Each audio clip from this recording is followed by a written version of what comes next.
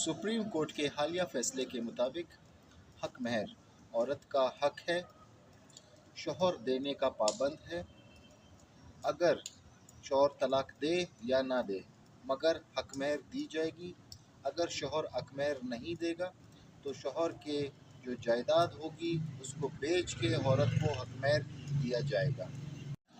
Supreme court के हालिया फैसले के मुताबिक हक महर औरत का हक है, शौहर देने का पाबंद है। अगर शौहर तलाक दे या ना दे मगर हक महर दी जाएगी। अगर शौहर हक महर नहीं देगा तो शौहर के जो जायदाद होगी उसको बेच के औरत को हक महर दिया जाएगा। सुप्रीम कोर्ट के हालिया फैसले के मुताबिक हक महर औरत का हक है, शौहर देने का पाबंद है। अगर शौहर तलाक दे या